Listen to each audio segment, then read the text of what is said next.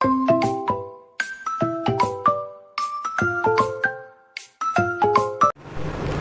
children, hello and welcome with a new video of physical education, that is chapter 2 sports and nutrition. What is the सबसे पहले sports and nutrition. जब हम sports खेलते हैं तो उसमें nutrition की क्या value है, why nutrition is needed. So इसमें हम कुछ topics करेंगे जैसे कि balanced diet क्या है, macro और micro nutrients क्या है, nutritive and non nutritive components of diet कौन से हैं, weight कंट्रोल कैसे किया जाता है, पिटफॉल्स ऑफ डाइटिंग क्या है, फूड इंटॉलरेंस क्या है और फूड मिथ्स क्या है. सबसे पहले कि डाइट क्या होती है. The food which we eat is known as diet. जो खाना हम डेली खाते हैं उसको बोलते हैं डाइट. क्या सिर्फ डाइट से हमारा सारा काम चल सकता है, न्यूट्रिशन मिल सकता है? नहीं. So what is balance diet. हमें क्या चाहिए? बैलेंस डाइट चाहिए अपनी बॉडी को फिट रखने के लिए, कोई गेम्स खेलने के लिए. तो बैलेंस डाइट क्या होती है? बैलेंस क्या होता है? इक्वल, जैसे इक्विलिब्रियम होता है, उसमें बैलेंस करना कि फूड सारी चीजें हमें खाने में मिले, that is called balance diet. तो बैलेंस डाइट में be defined as that diet which contains all the nutrients, जिसमें सारे न्यूट्रिएंट्स होते हैं इन द करेक्ट अमाउंट. कितना हमें कौन सी चीज़ कितनी चाहिए वो करेक्ट अमाउंट में होती है, जो हमारी बॉडी की नीड है उसके according, that is called balance diet. आपको न्यूट्रिएंट्स कौन कौन से अमाउंट में होने चाहिए और करेक्ट होने चाहिए, जैसे कि proteins, fats, vitamins, minerals, carbohydrates and water. ये इक्वल अमाउंट में जब हमारी डाइट में होता है या फिर जितना चाहिए उतना होता है, that is called balance diet. अब कौन से फैक्टर्स हैं जो हमारी डाइट को अफेक्ट करते हैं? सबसे पहला फैक्टर है एज. एज जो होती है, ग्रोइंग चिल्ड्रन जो होते हैं उनको ज़्यादा अच्छी डाइट चाहिए.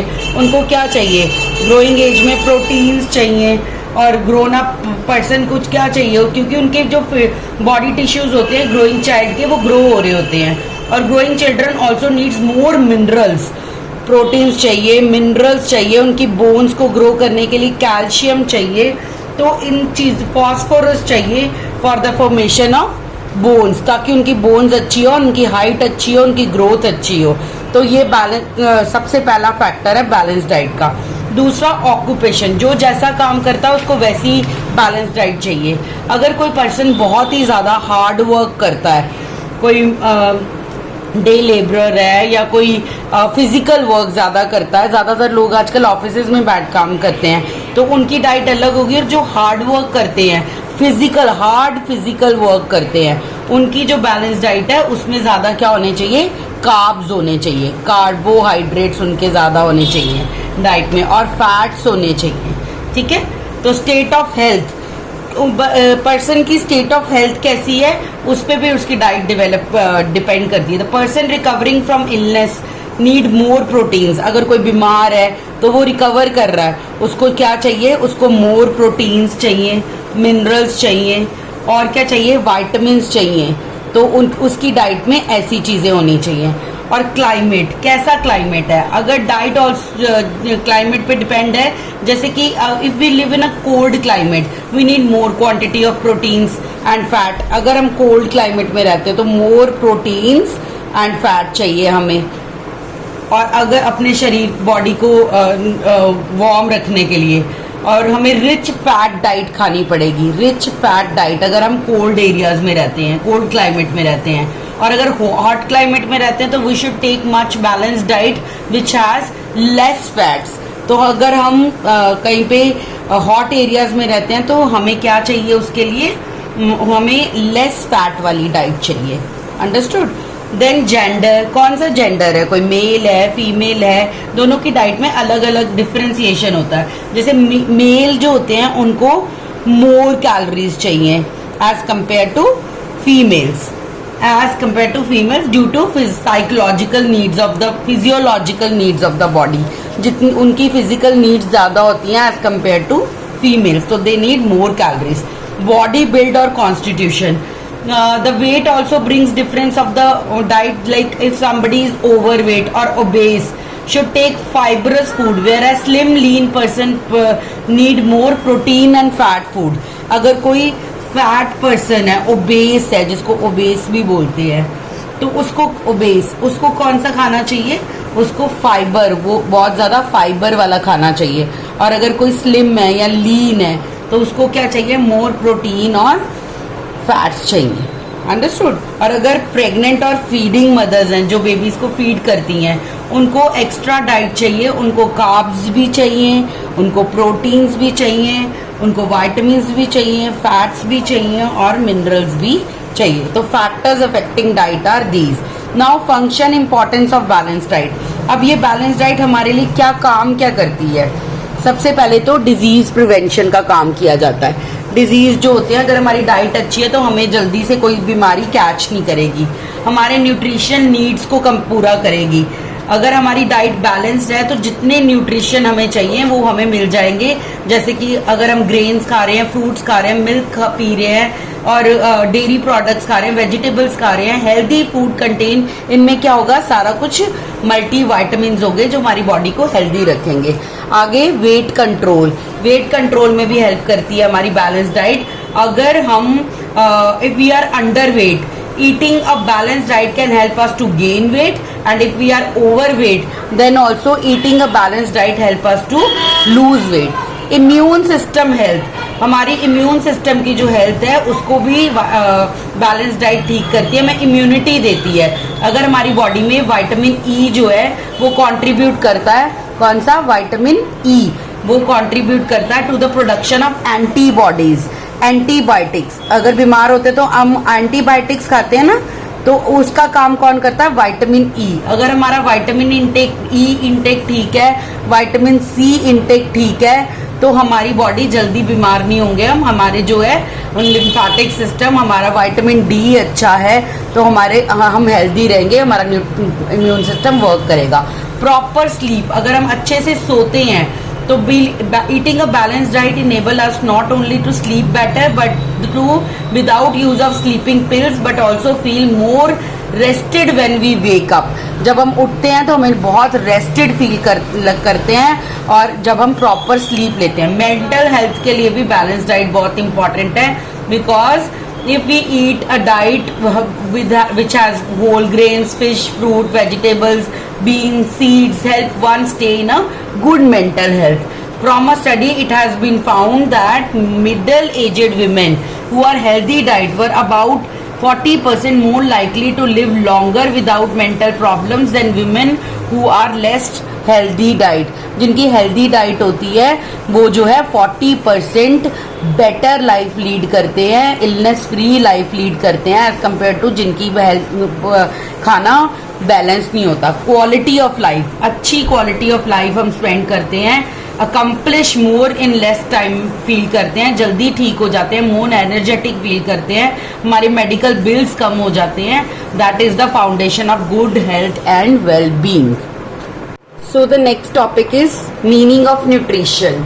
न्यूट्रिशन क्या होता है? डाइट हमने कर ली, बैलेंस डाइट हमने कर ली, factors affecting diet, functions, importance of balance diet. Now what is the meaning of nutrition? क्योंकि हमारा चैप्टर तो स्पोर्ट्स एंड न्यूट्रिशन है। It is the process of consuming food or nourishing liquids, digesting and absorbing them and using them for health and growth. जो खाना हम खाते हैं, जो फूड हम कंज्यूम करते हैं, उसमें से जो लिक्विड, जो डाइजेस्टिव एंजाइम्स जो उनको एब्जॉर्ब करते हैं हम और उनको यूज करते हैं, उनके न्यूट्रिएंट्स को for the growth and health of our body, उनको बोलते हैं न्यूट्रिशन। तो न्यूट्रिशन जो होता है can be defined as 3 part process: consumption, digestion, पहले तो फूड को खाना, कंज्यूम करना, फिर उसको डाइजेस्ट करना, डाइजेशन, एंड देन उसका क्या करना, सर्कुलेशन करना फूड का from in our body. These are the 3 steps of nutrition. The word nutrition is linked with the Latin word nutronem and nutrire, which mean nourishing. Nourishing इसका Latin word का में से आया जिसका मीनिंग है nourishing. Nourishing है, याद कर लो, 1 word में 1 मार्कर में आ सकता है। Generally what is the meaning of nutrition यही होता है। Now what are the nutrients जिससे कि हमें न्यूट्रिशन मिलता है? These are components in food that are organisms use to survive and grow. 2 तरह के न्यूट्रिएंट्स हमारी बॉडी के पास होते हैं, एक होते हैं मैक्रो न्यूट्रिएंट्स, दूसरे होते हैं माइक्रो न्यूट्रिएंट्स। ये याद रखना, इनको हम आगे पढ़ेंगे। मैक्रो न्यूट्रिएंट्स कौन से होते हैं? Those nutrients which are required in large amount, macro mean ज्यादा, माइक्रो मीन थोड़े छोटे छोटे छोटे। मैक्रो अगर ऐसे है तो माइक्रो ऐसे होंगे, ये मैक्रो ये माइक्रो। तो इसमें मैक्रो में कौन से होंगे? Carbohydrates, fats, proteins and water. और कार्बोहाइड्रेट्स मैक्रो के पार्ट है carbohydrates, fats, protein and water. और माइक्रो के पार्ट्स कौन से हैं? माइक्रो के हैं विटामिन्स एंड मिनरल सॉल्ट्स। तो सबसे पहले हम करेंगे मैक्रो न्यूट्रिएंट्स। मैक्रो न्यूट्रिएंट्स में आएगा carbohydrates. These are the sugars, जितने हम शुगर, स्टार्चेस, फाइबर्स जो हमें फ्रूट्स में मिलते हैं, ग्रेन्स में मिलते हैं, वेजिटेबल्स में मिलते हैं, मिल्क प्रोडक्ट्स में मिलते हैं, उनको हम क्या बोलते हैं? जो हमें कार्ब्स मिलते हैं, कार्बोहाइड्रेट्स होते हैं। ये कंटेन करते हैं इनमें एलिमेंट्स होते हैं कार्बन, हाइड्रोजन एंड ऑक्सीजन। तीन चीजों को मिलके जो है वो बनाए जाते हैं। कौन कौन से? कार्बन, याद रखना, हाइड्रोजन एंड ऑक्सीजन। कितनी इनकी रेशियो होती है? 2:1 in like water. Ratio between hydrogen and oxygen and carbohydrate is 2:1 and these are important for different digestive functions. Carbohydrates हमें बहुत सी चीजों में जरूरी हैं, चाहिए होते हैं। कार्बोहाइड्रेट्स दो तरह के होते हैं, एक सिंपल कार्बोहाइड्रेट्स होते हैं इसके टाइप्स, एक कॉम्प्लेक्स कार्बोहाइड्रेट्स होते हैं। सिंपल कार्बोहाइड्रेट्स कौन से होते हैं? कार्बोहाइड्रेट्स विच डाइजेस्ट क्विकली, जो हमारी बॉडी जल्दी से पचा लेती है, और कॉम्प्लेक्स जिनको पचाना बहुत ही ज्यादा मुश्किल होता है। इसका एग्जाम्पल है जैसे कि सच एज ग्लूकोज। सिंपल में आएगा ग्लूकोज, और कॉम्प्लेक्स में क्या आएगा? लाइक पटेटोज जो हैं उनमें से कॉम्प्लेक्स कार्बोहाइड्रेट्स मिलते हैं हमें। और क्या उनसे हैं? जैसे कि स्वीट पोटैटोज होते हैं, इनमें से हमें कॉम्प्लेक्स जो है वो कार्बोहाइड्रेट्स मिलते हैं। दूसरा कंपोनेंट है जो मैक्रो न्यूट्रिएंट्स है उनका फैट्स बनते हैं कार्बन, ऑक्सीजन और हाइड्रोजन को मिलके। इन द रेशियो, कितनी रेशियो होती है इनकी फैट्स की हमारी बॉडी के अंदर? 76:12 तो मिलके क्या बनेगा? 100 बन जाएगा। तो 76% कार्बन, 12% ऑक्सीजन एंड 12% हाइड्रोजन, इनको मिलके बनते हैं फैट्स। तो it provide more calories as compare to other constituents of food. Sources कौन से हैं फैट्स के? जैसे कि एनिमल सोर्सेज हैं और वेजिटेबल सोर्सेज हैं। एनिमल सोर्सेज में आएंगे meat, dairy products, milk, butter, cheese, egg yolk. Vegetable sources में आएंगे एडिबल ऑयल। एडिबल ऑयल क्या होता है? खाने वाला, जिसको हम खा सकते हैं, जो कि ग्राउंडनट से mustard oil, cotton seed, sunflower और coconut. These are the 2 sources of fats, animal sources and vegetable sources. अब टाइप्स ऑफ फैट्स कौन कौन से हैं? Saturated fats, trans fats and unsaturated fats. Saturated fats क्या होते हैं? It is a solid at room temperature, mostly present in animal foods. Animals foods में होता है ज्यादातर, और सॉलिड रहता है रूम टेम्परेचर पे, सॉलिड रहता है एट द रूम टेम्परेचर। ये saturated fat can raise your cholesterol level. A healthy diet should have less than 10% calories from the healthy diet में 10% से कम सैचुरेटेड फैट्स जो है वो होने चाहिए। ट्रांस फैट्स क्या होता है? These are change as a process called hydrogenation. क्या बोलते हैं? हाइड्रोजिनेशन से चेंज होती है trans fat, mostly present in process foods. जो प्रोसेस फूड्स होते हैं जैसे कि आपके चिप्स हो गए, आपके चॉकलेट्स हो गए, आपके प्रेजर्वेटिव वाली चीजें हो गई जिनमें प्रेजर्वेटिव्स होते हैं, these are called trans fats and possible so eat them in little, बहुत कम खाने चाहिए। These are harmful, not good for our body. Then unsaturated fats, it is a liquid at room temperature. ये solid होता है, ये क्या होता है? Liquid होता है at the room temperature. जो unsaturated fats होते हैं, और instead of saturated fats, these are present in oils and plants. Oils और plants में present होते हैं, various oils में मिलता है, और help to improve your cholesterol level. It is of 2 types. ये unsaturated भी 2 टाइप का है, एक तो मोनो है सैचुरेटेड और एक है पॉलीसैचुरेटेड। मोनोसैचुरेटेड में क्या होता है, it is mostly present in vegetables oil such as canola, olive oil, peanut oil. Mono is good, canola oil, olive oil very costly है ये सारे ऑयल्स, एंड पीनट ऑयल इनमें प्रेजेंट होता है। पॉली अनसैचुरेटेड फैट जो होता है वो सनफ्लावर, सोयाबीन, इनके ऑयल्स में प्रेजेंट होता है। देन सोर्सेज क्या हैं, प्रोटीन्स इनके ये सारे हमने बता दिए, एनिमल सोर्सेज हैं और वेजिटेबल सोर्सेज हैं। Now the third macronutrient is protein. Proteins are building blocks of our body, जो जिससे हमारी बॉडी बनी हुई है, they are called protein. Protein contain carbon, hydrogen, oxygen, nitrogen and sometimes sulphur also. Carbon, hydrogen, oxygen, nitrogen and sometimes sulphur also. तो इसके protein के जो सोर्सेज हैं, protein are very large molecules, so they can not get directly into our blood, so they are broken into amino acid by the digestive system. इनको हमारा digestive system amino acids में change करता है और then body को consume करती है। तो ये जो है प्रोटीन जो है ये हमें कहाँ से मिलते हैं, एनिमल सोर्सेज से, जो कि meet, fish, egg, milk, cheese. और प्लांट सोर्सेज में it consist of cereals, nuts, beans, peas और पल्सेस, दालें, लिग्यूमेंट्स, इनमें से हमें मिलते हैं प्रोटीन्स। जब भी हम अपनी बॉडी बिल्ड करना चाहते हैं, बॉडी को, मसल्स को स्ट्रॉन्ग करना चाहते हैं, हम क्या लेते हैं, प्रोटीन्स लेते हैं, फैट्स लेते हैं या carbohydrates. Most of the times ज़्यादा क्वांटिटी में हम प्रोटीन लेते हैं, प्रोटीन पाउडर पीते हैं या उसका सप्लीमेंट लेते हैं, या फिर इन सोर्सेज से हम उनको अपनी बॉडी में इनकलकेट करते हैं। Then fourth is water. Fourth macronutrient is water. It is made up of hydrogen and oxygen elements in 2:1, and our body is 90% made up of water. That everybody knows very well. ठीक है? So the next topic is micronutrients. अब micronutrients कौन से होते हैं? Vitamins and minerals. Vitamins जो हमें दिखाई पता भी नहीं चलते हैं. These are very minute. So vitamins are organic chemicals required by the body for its various metabolic processes and for the normal working of the body.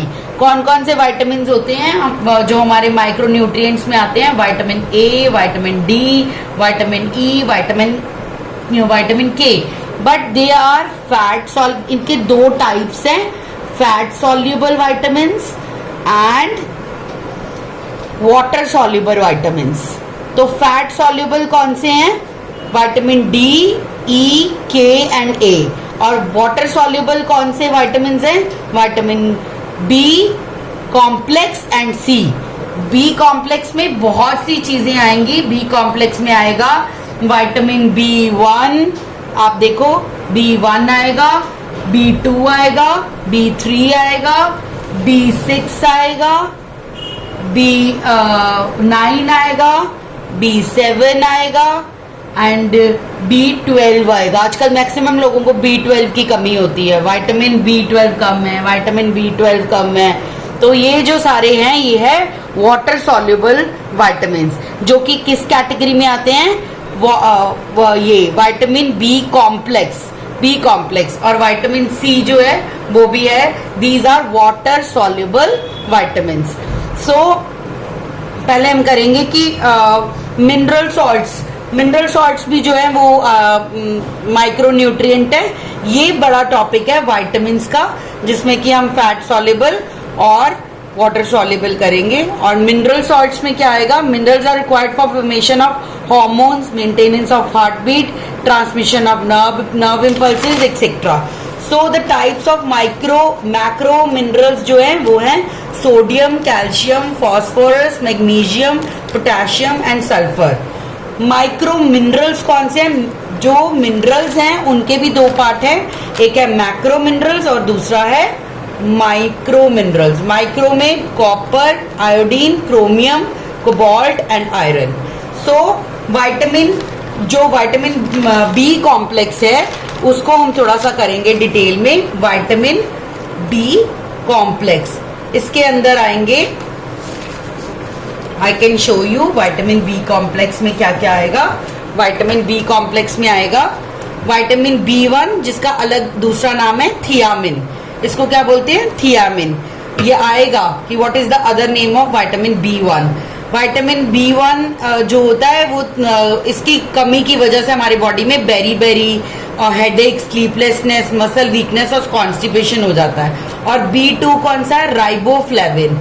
It is an antioxidant maintaining healthy blood cell, protecting skin and eye health. Deficiency हो जाए तो unhealthy skin, inflammation of eyes और decreased immunity होती है।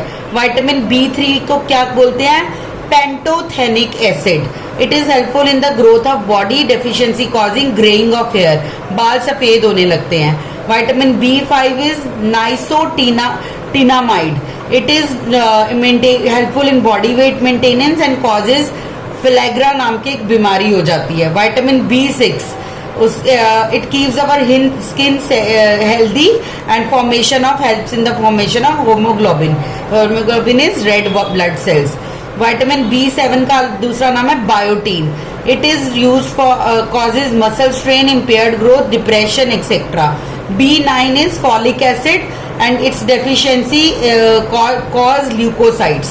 Vitamin B12 is maintain healthy nerve cells and formation of DNA and RNA, and fish, meat, poultry, eggs and rich sources of this vitamin, and deficiency can cause anemia. B12 की कमी से anemia होता है. And then next is vitamin C. This is we are doing water soluble vitamins. Vitamin C जो है most important है for the growth of regeneration. हमें बहुत, जब कोरोना आया था तब भी बोल रहे थे ना सब इम्यूनिटी बूस्ट होती है, विटामिन सी की टैबलेट्स खाओ। ये हमारी बॉडी के टिश्यूज को, एंजाइम्स को एक्टिवेट करता है, हमारे गम्स को हेल्दी रखता है, बॉडी को हेल्दी रखता है, वुंड्स को हील करता है, घाव हील होते हैं, maintains red cells in body and good for our gum health and teeth. So this is the water soluble vitamin.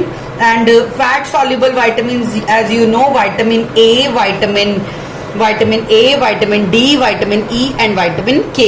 A is called vitamin for growth. It is important for the children, and lack of vitamin E can hinder the growth. And vitamin D helps in keep the teeth and bones strong. And lack of vitamin D causes rickets, bones की बीमारियां हो जाती हैं। और इसका best source है sun rays, specially early morning when we rise, 5 बजे वाली। विटामिन ई कौन सा है? हम पता ही है, सब गर्ल्स को तो पता ही होगा। विटामिन ई से स्किन हेल्दी होती है, बाल अच्छे होते हैं, एंटी एजिंग नहीं होती। और इसके गुड सोर्स है leafy vegetables, carrots, cauliflowers, cucumber, green pepper, spinach, milk, banana and butter. Vitamin K is also important. It helps in the known as anti bleeding. अगर हमारी बॉडी में ब्लीडिंग होती है तो अगर विटामिन के अच्छा होता है तो ब्लड जल्दी से कोगुलेट हो जाता है और वो बहता नहीं है। और इट इज गुड सोर्स है leaves, cabbage, spinach, cauliflower, tomatoes, peas and carrot. So macro minerals कौन कौन से हमारे मैक्रो मिनरल्स हैं? अभी मैक्रो मिनरल्स हमारे आएंगे मिनरल सॉल्ट्स में। 4% बॉडी जो है, हमारी बॉडी वेट जो है वो मिनरल से बना है, और उसके भी 2 पार्ट्स हैं, macro minerals and micro minerals. Macro में आएंगे sodium proper functioning of the nervous system, brain के वर्क करने के लिए बहुत अच्छा है। It's deficiency causes cramps, tiredness. और कहाँ से मिलता है हमें सोडियम? सॉल्ट से, वेजिटेबल से और फ्रूट से। और कैल्शियम जो है मैक्रो मिनरल है दूसरा, जो हमारे बोन्स और टीथ के को स्ट्रॉन्ग करता है और ब्लड को क्लॉट करने में हेल्प करता है।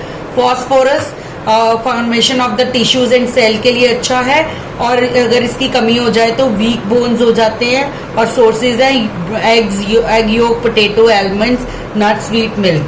मैग्नीशियम अदर मैक्रो मिनरल है। It helps in the proper growth, formation of functions of bones, muscles, to prevent some heart disorders, high blood pressure improvement। और पोटेशियम भी बहुत जरूरी है। Sulphur is also important. आगे micro minerals कौन से हैं हमारे? माइक्रो में आपको मैंने बताया था, माइक्रो में कॉपर है, आयोडीन है, क्रोमियम है और कोबाल्ट और आयरन है। कॉपर में क्या होता है, कॉपर हेल्प करता है हीमोग्लोबिन की ग्रो फॉर्मेशन में, और blood along with iron, iron body में बनाता है और ब्लड इंप्रूव करता है। आयोडीन है, आयोडीन क्या करती है आपको पता है, comes with from the salt and it stimulate insulin activity and deficiency में कॉज डायबिटीज। अगर इसकी डेफिशिएंसी हो जाती है तो डायबिटीज हो सकता है। Chromium is also stimulate insulin हमारी बॉडी में, और present in carrot, tomato, soybeans. Cobalt helps to protect us from anaemia. अगर किसी को एनीमिया हो जाता है तो उसको कोबाल्ट की सप्लीमेंट्स दिए जाते हैं बॉडी में ब्लड सेल्स बनाने के लिए। Cobalt is very important.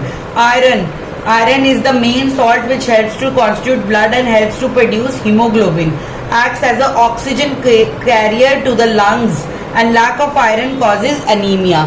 इससे भी anemia ही होता है। Now what are the nutritive components of diet? ये तो क्या थे, ये पहले हमने कौन से करे हैं, मैक्रो न्यूट्रिएंट्स। अब हम करेंगे मैक्रो और माइक्रो, हमने कर लिए दोनों, और अब हम करेंगे कि डाइट के अंदर न्यूट्रिटिव कंपोनेंट्स कौन से होते हैं जो हमें बहुत ज्यादा न्यूट्रिशन देते हैं, जो हमने पहले भी किया है। कार्बोहाइड्रेट्स होते हैं, फैट्स होते हैं, प्रोटीन्स होते हैं, वाइटामिन्स होते हैं, और वाइटामिन्स के भी दो टाइप हैं, फैट सॉल्युबल, वाटर सॉल्युबल। अब आप मुझे आराम से बता सकते हो, मैंने ऑलरेडी आपको पढ़ा दिया है। फैट सॉल्युबल कौन से हैं, vitamin A, D, E and K, और वाटर सॉल्युबल कौन से हैं, vitamins, these are soluble in water, vitamin B complex and vitamin C. B complex में कौन कौन से आएंगे आप एक बार देख लो, vitamin B1, vitamin B2, B3, B4, B5, B6, B7, B9, 8 नहीं है, 4 नहीं है, B12।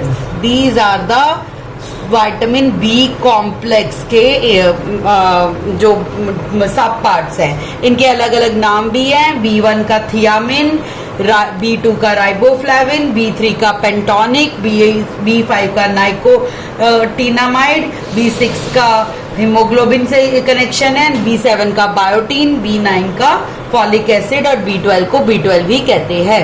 So these are the nutritive components of diet: carbohydrates, fats, proteins, vitamins, vitamins में भी fat soluble, water soluble, और minerals. Minerals भी मैंने अभी आपको कराए हैं. There are two type of minerals which are necessary for the good formation of our body and nutritive diet. These are macro minerals and micro minerals. Macro में calcium, phosphorus, magnesium, potassium, sulfur, sodium, और micro में copper, iodine, chromium, cobalt and iron. Non nutritive components of diet कौन से हैं? These are components absorbed from the food but they do not provide energy. Nutritive तो होते हैं जो nutrition देते हैं, जिनसे हमारी बॉडी को कोई फायदा होता है. नॉन न्यूट्रिटिव ये जो हमारी डाइट का कंपोनेंट तो हैं but these are not any, has no use for our body. These are compound absorbed from the food but they do not provide any energy or calories to our body. जैसे कि water है, water जो है उसका हमारी कोई भी nutritive value नहीं है, लेकिन हाँ मिनरल्स उससे हमें मिलते हैं कुछ मिनरल्स. लेकिन देन ऑल्सो वाटर जो है is a very important element of food diet. Although it does not provide any nutritional value to our body. Our body contains 90% of water. हमारी बॉडी में 90% वाटर है. और water helps to transport nutrients of food in the body cells. वो transport करता है nutrients को body के from one part to another, but it has it controls the body temperature. हमारे बॉडी का टेम्परेचर भी कंट्रोल करता है. और normal person requires 4 to 5 liters of water daily in his or her diet. And water excreted from body in the form of urine, sweat, facets, and 80% of our intake is by drinking water and rest come from the food. 80% पानी जो है हमें पीने से ही मिलता है, बाकी 20% जो है हमारे खाने में से भी हमें मिलता है. आगे रफेज और fibre.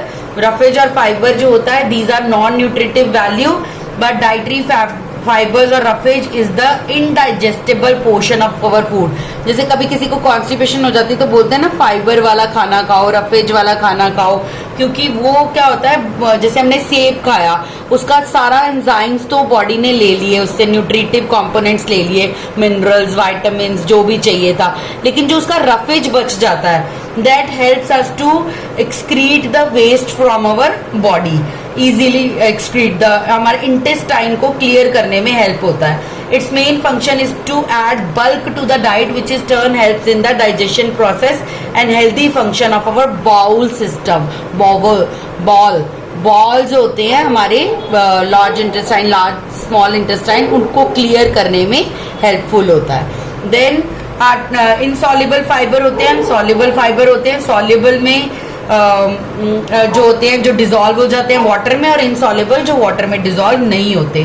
Then some sources of fibres कौन से हैं? प्रून्स हैं, प्लम्स हैं, आवाकाडो, बेरीज, कच्चा केला, skin of the apples, pears, broccoli, carrot, ये सारे रफेज है, आप लिख सकते हो। आर्टिफिशियल स्वीटनर्स, जैसे कि हम खाना कई बार मम्मी हलवा बनाती है, वाइट अच्छा नहीं लगता तो उसमें फूड कलर डाल देते हैं, येलो कर देते हैं उसको, और वो आजकल आप तो लोग चिली पोटैटो खाते हो, पोटैटो कोई रेड थोड़ा होते हैं, वो क्या डाला होता है, वो आर्टिफिशियल स्वीटनर या फिर फूड कलर या कुछ ऐसे प्रेजर्वेटिव कोई कलर डाला होता है। तो आर्टिफिशियल स्वीटनर्स जो होते हैं वो सिंथेटिक शुगर्स होते हैं, सिंथेटिक शुगर होते हैं। जैसे डायबिटीज वाले हैं, उनका मन करता है कई बार मीठी चाय पीने का, मीठा खाने का, तो उनको ये synthetic sugar, but this is not good for health, sometimes we can give them this, ठीक है। तो अदरवाइज इनका कोई भी यूज नहीं है हमारी बॉडी के अंदर। हम इनको बेक्ड गुड्स में, सॉफ्ट ड्रिंक्स में, कैंडीज में, पुडिंग्स में, जैम्स में, जेलीज में, डेयरी प्रोडक्ट्स में यूज करते हैं। प्रेजर्वेटिव्स, प्रेजर्वेटिव्स क्या होते हैं? नेचुरल फूड प्रेजर्वेटिव होते हैं और आर्टिफिशियल फूड प्रेजर्वेटिव होते हैं। जो नेचुरली अकरिंग होते हैं वो जैसे बीट रूट का कलर है वो है, और जैसे आर्टिफिशियल होते हैं बेंजोइट्स होते हैं और प्रोपेनाइट्स होते हैं, सल्फाइड्स होते हैं, which are not good for health, but that is also part of the food which has no nutritive value. Food additive, food additive क्या होते हैं? may be regarded as substances either synthetic or natural which are normally not consumed as food itself, जिनको हम as a खाना use नहीं करते but as a colour, खाने में कलर देने के काम आता है। जैसे कि देगी मिर्च है, जैसे कि फूड कलर है, जैसे कि कोई अगर हम केसर से कलर करेंगे that has nutritive value, body को ठंडक देगा, बट अगर हम कलर डाल देंगे, फूड कलर डाल देंगे येलो कलर का, तो उसका कोई भी हमारी बॉडी को यूज नहीं होगा, बल्कि वो केमिकल सिंथेटिक है जिससे हमारी बॉडी को हार्म ही होगा। फ्लेवर्स, फ्लेवर कंपाउंड्स जो होते हैं वो भी not healthy for our body. अब हम करेंगे कि हेल्दी वेट क्या होता है। BMI, हेल्दी वेट होता है BMI, बॉडी मास इंडेक्स। हमारा हेल्दी वेट हमारे बॉडी मास इंडेक्स पे डिपेंड करता है। The size of your waist circumference, आपकी वेस्ट की कितनी सर्कमफ्रेंस है, इसका फॉर्मूला है वेट इन किलोग्राम्स और upon height in metre square, या फिर दूसरा फॉर्मूला ये है weight upon height into height. अब सपोज करो आपकी हाइट जो है वो, आपका वेट 77 kg है और आपकी हाइट 165 सेंटीमीटर है, आपने मेजर किया, आपकी हाइट आई 165 सेंटीमीटर, तो 100 centimetre is equal to 1 metre. तो कैसे करेंगे? एक 2 जीरो है तो 1.65 मीटर में ये कन्वर्ट हो जाएगा। इतना मैथ्स तो हमें 12th तक आता है। उसके बाद 77 अपॉन 1.65 मीटर इंटू 1.65 मीटर, जो ये मीटर स्क्वायर हो गया, 77 अपॉन 2.7225 आएगा, जिसको हम जब सॉल्व करेंगे तो 28.28 आएगा। उसके बाद जब ये आ गया 28.28 हमारा BMI निकल आया, तो हम किसको देखेंगे? BMI चार्ट को कंसिडर करेंगे। BMI चार्ट में क्या आएगा? 28.28 मतलब इस रेंज में हैं हम, that means we are overweight. जितना वेट हमारा होना चाहिए उससे हम नॉर्मल नहीं है, हमारा वेट जो है हम ओवरवेट है। तो मेथड टू कंट्रोल, अब हम थोड़ा ओवरवेट आ गया, this is 28.28 BMI means overweight. अब इसको हम कैसे करेंगे कि कौन से मेथड्स हैं जिनसे हम इसको हेल्दी बॉडी वेट को मेंटेन कर सकते हैं और अपने बीएमआई को ठीक कर सकते हैं। तो वो पॉइंट्स हैं कि हम सेट एन अप्रोप्रिएट गोल, हमें अपना एक गोल में सेट करना पड़ेगा कि how much weight you want to lose और how much you want to gain. Depend करता है आपका बीएमआई कितना आया है। जितना भी आपने सोचा है, सपोज आप 77 हो और आपने सोचा मेरा 52 हो जाए, तो पहले तो अपना गोल सेट कर लो। दूसरा, अवॉइड स्ट्रेंज डाइट्स, ज्यादा स्ट्रेंज खाना नहीं खाना, जैसे एक्सट्रीम डाइट नहीं करनी, should be avoided. One should choose healthy foods and eat smaller portion slowly. ये नहीं कि सुबह से रात तक कुछ खाया ही नहीं, अपने स्ट्रेंज खाना नहीं खाना, जैसे कि कार्बोहाइड्रेट्स नहीं ज्यादा खाने, अपनी बॉडी अपने खाने में से शुगर को कम करना, राइस को कम करना, पोटैटो, चॉकलेट्स। मेरा तो एक आइडिया है कि try to avoid all white things, जो भी आपको वाइट चीजें दिखती हैं उनको अवॉइड करो, जैसे कि कार्बोहाइड्रेट्स है, राइस भी वाइट है, और क्या वाइट है, शुगर वाइट है, सॉल्ट वाइट है, ऐसी वाइट चीजें जितनी है, मैदा वाइट है, वाइट पास्ता वाइट है, नूडल्स वाइट है। वाइट चीजों को अगर आप क्विट करते हो तो आप अपना healthy body mass index maintain कर सकते हो। Lay stress on health not on weight, अपनी हेल्थ पे स्ट्रेस दो और ना कि वेट पे। कहने का मतलब ये है कि from this point of view we should make efforts to achieve and maintain a body mass index between 18.5 to 24.9। अगर आपका बॉडी मास इंडेक्स 24.9 तक आता है, दैट मीन्स नॉर्मल, उस पे हमने स्ट्रेस करना है, हेल्थ पे करना है ज्यादा। बीएमआई ठीक आना चाहिए, वेट कम आ रहा है तो ज्यादा आ रहा है या कम आ रहा है वो बाद में मैटर करता है। कट योर कैलोरीज, अपनी कैलोरीज को कट करो, कैलोरीज कम खाओ, रोज 100 कैलोरीज कम करना शुरू कर दो। अगर एक नॉर्मल फीमेल को 1200 कैलोरीज पर डे चाहिए तो पहले दिन ही आपने 200 कैलोरी नहीं खा लेनी सिर्फ और 1000 कट कर लेनी। डे बाय डे 100 कट करके चलो तो आपका जो है वो गोल अचीव हो जाएगा। एक्टिव लाइफस्टाइल को यूज करो, जैसे कि स्कूल चिल्ड्रन है वो वॉक करके जाए, ना कि अपने पापा मम्मी के पीछे बाइक पे बैठ के या गाड़ी में, या हाँ स्कूल बस, दूर स्कूल है तो स्कूल बस लेनी पड़ेगी, लेकिन ये कि अगर आसपास वॉकिंग डिस्टेंस पे स्कूल है तो वॉकिंग में जाओ। Try not to go by any kind of vehicle. So use stairs, school में भी स्टेयर्स का यूज करो, एलिवेटर्स का यूज नहीं करो। प्लेग्राउंड में ज्यादा गेम्स खेलो, जहां भी हो सके वॉक करके जाओ, स्कूटर, बाइक, एक्टिवा पे ना जाओ। ब्रिंग आउट सपोर्ट, अगर आप वेट लॉस करना चाहते हो, हेल्दी बीएमआई मेंटेन करना चाहते हो, तो अपने घर में किसी को बोलो, एक पार्टनर बनाओ जो तुम्हें इनकरेज करे, जो तुम्हें कम ऑयली फूड या ऐसी चीजें कम की, और तुम्हें जब तुम्हें लगे कि अब मैं नहीं कर सकता या नहीं कर सकती तो तुम्हें सपोर्ट करे for doing yoga, for doing exercise, for diet, for everything, तुम्हें सपोर्ट करे। ऐसी एक सपोर्ट ढूंढो घर पे। योगिक एक्सरसाइजेस करो, जैसे कि प्राणायाम और बहुत सारे आसन हैं जो वो वेट लॉस करने में हेल्प करते हैं और हेल्दी बीएमआई मेंटेन करते हैं। Avoid fatty foods, junk food बिल्कुल बंद कर दो, जिसमें ज्यादा कैलोरीज है वो नहीं खाओ। पिज्जाज, बर्गर्स, इन सब चीजों को, जंक फूड को, चिप्स को, कुकीज को, pastry, chocolates, cold drinks etcetera, इनको अवॉइड करो। ये तुम्हें सिर्फ ओवरवेट बनाएंगे, कोई फायदा नहीं देंगे। अवॉइड ओवर ईटिंग, अगर एक रोटी की भूख है तो आधी खाओ, 2 की है तो 1 खाओ।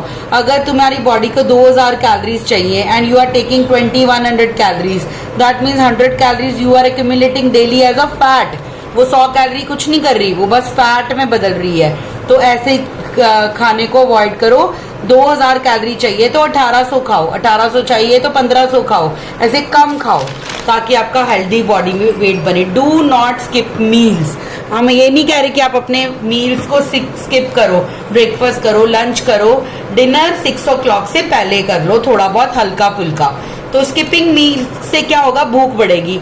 सपोज आपने ब्रेकफास्ट नहीं किया तो आप लंच में 4 रोटी खा लोगे, तो फायदा कुछ नहीं है, लॉस है। उतना ही बॉडी को ज्यादा उसमें फैट एक्यूमुलेट करने में, वो कंज्यूम करके फैट बर्न में कन्वर्ट कर देगी।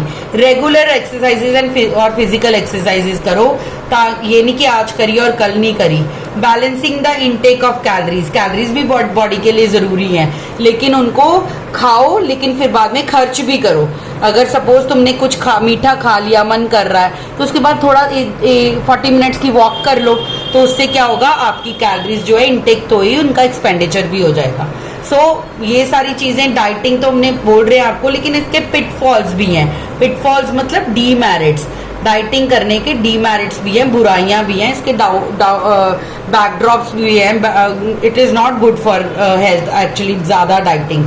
मीनिंग ऑफ डाइटिंग क्या है, restricting the small amount of food intake and having special kind of food in order to lose gain weight. एक खाने को रिस्ट्रिक्ट करना छोटे छोटे अमाउंट्स में, और फूड इनटेक को, स्पेशल काइंड ऑफ फूड को इनटेक करना, जो कि जैसे कि पोहा खाना इन प्लेस ऑफ पराठा, उपमा खाना इन प्लेस ऑफ नूडल्स। बाहर भी घूमने जाओ तो हेल्दी, आजकल तो markets are flooded with healthy food items, तो वो ढूंढो। बाहर जाके नूडल्स खाने की बजाय डोसा खाओ, ऐसी चीजें वो खा लो, भेलपूड़ी खा लो, ऐसी चीजें, चाट नहीं खा के ये चीजें खाओ। तो dieting mean various possible dangers refer to pitfalls of dieting are extreme reduction of calories. क्या बुराइयां हैं कैलोरी डाइटिंग की, कि तुम्हारे कैलोरीज जो है बॉडी में बहुत कम हो जाते हैं, तो बॉडी लेथार्जिक हो जाती है।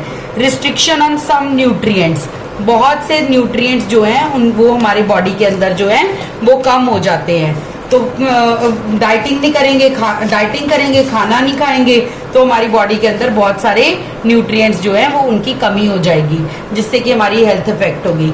स्किपिंग मील्स, हम खाने को, मील्स को स्किप, मील्स मतलब ब्रेकफास्ट, लंच, डिनर, उनमें से किसी एक को स्किप करना शुरू कर देते हैं। उससे क्या होता है, आपका बॉडी वेट तो लूज होता है, लेकिन योर मेटाबॉलिक रेट स्लो हो जाता है। आपका मेटाबॉलिज्म जो है, जो आपको हेल्दी बनाता है, वो स्लो हो जाता है, जिससे कि वेट घटने की बजाय वेट बढ़ने लग जाता है। Intake of calories through beverages, beverages क्या होता है, पीने वाली चीजें। आप कई बार कहते हो कि मैं तो डाइटिंग कर रहा हूँ, और उसके साथ तुम लोग Coca Cola, sugar, coffee, juices, sodas, ऐसी चीजें पीते हो, जिससे कि वेट बढ़ने का, कम होने की बजाय वेट बढ़ता। हमारी जो डाइटिंग भी हो रही है, लेकिन उसमें बेवरेजेस साइड इफेक्ट्स देते हैं। अंडर एस्टिमेटिंग द कैलोरीज, हम कैलोरीज कोई बुरी चीज नहीं है, हम उनको अंडर एस्टिमेट करते हैं बहुत बार time. So it is essential to be more aware of amount of calories. हम ये नहीं कह रहे कि आप कैलोरीज नहीं खाओ, आप उसका अमाउंट जो है वो कम लेस कर सकते हो, लेकिन कैलोरीज तो चाहिए हमारी बॉडी को, लेकिन उसका अमाउंट जो है उसे कम करना है हमने। इनटेक ऑफ लेबल्ड फूड, जैसे कि ये लेबल्ड फूड होते हैं जिसमें कि एक बिस्किट हमने खा लिया जिसमें 140 कैलोरीज है, जबकि एक जो हमने बिस्किट खाते हैं उसमें 140 कैलोरी है, और उसी में नॉन फैट कुकीज जो है उसमें 120 कैलोरीज है। तो 20 कैलोरीज का फर्क है, क्या फायदा हो रहा है हमें, तो वो तो इनसिग्निफिकेंट है। सो हमने ऐसे फूड नहीं खाने हैं जिनमें ऐसी कैलोरीज हो, और लेबल्ड फूड, इससे अच्छा तो हम एक चपाती खा लें जिसमें 100 कैलोरीज है। तो चॉकलेट बिस्किट्स जो है, ये सब चीजें हमने शुगर फ्री उनको हटा के खाना है, लेकिन दूसरी तरह का कैलोरीज फूड, लेबल्ड फूड नहीं खाने। नॉट एक्सरसाइजिंग, अगर हम एक्सरसाइज नहीं करते और डाइटिंग करते हैं सिर्फ, उसके भी साइड इफेक्ट्स होते हैं, that is also not good.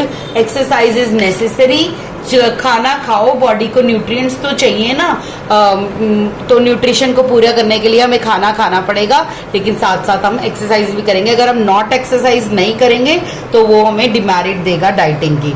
आगे एक टॉपिक है फूड इंटॉलरेंस। फूड, कई बार क्या होता है, individual element of food items हैं जो हमारी बॉडी डाइजेस्ट नहीं कर सकती, एब्जॉर्ब नहीं कर सकती, that is called food intolerance. जैसे बहुत से लोग, आजकल न्यू ट्रेंड है, वीट इंटॉलरेंट होते हैं। वो वीट खाते ही उनके बॉडी अपसेट स्टमक हो जाता है, उसके सिम्टम्स क्या, कैसे पता चलता है हमें कि हम फूड इंटॉलरेंट है? एक तो हमें नर्वसनेस फील होगी, ट्रेमर्स, ऐसे हिलेगा बॉडी, स्वेटिंग होगी, पैल्पिटेशन होगी, हमारी जो वो है पल्स अप डाउन होगी, रैपिड ब्रीदिंग ठीक नहीं होगी, हेडेक होगा, माइग्रेन होगा, कई बार लूज मोशंस हो जाएंगे, डायरिया होगा, स्किन पे रैशेज हो जाएंगे, मुंह पे स्वेलिंग होगी, चेस्ट में टाइटनेस होगी, ब्रीदिंग प्रॉब्लम्स हो जाएंगी जैसे कि एस्थमा, एलर्जी। तो इसके कॉजेज क्या है फूड इंटॉलरेंस के? Absence of an enzyme, chemicals, food poisonings या टॉक्सिन्स। हो सकता है कि कोई फूड इसलिए टॉलरेट नहीं हो रहा कि उसके अंदर एंजाइम्स अच्छे नहीं है जो हमारी बॉडी टॉलरेट नहीं कर सकती, उस केमिकल्स ज्यादा है, वो फूड खराब है, टॉक्सिन्स वाला है, फूड पॉइजनिंग हो गई है उससे। तो उसको मैनेज कैसे करेंगे? Minor changes in our diet to exclude, ऐसे फूड्स को उसमें से हटा देना जो कि हमें रिएक्शन करते हैं।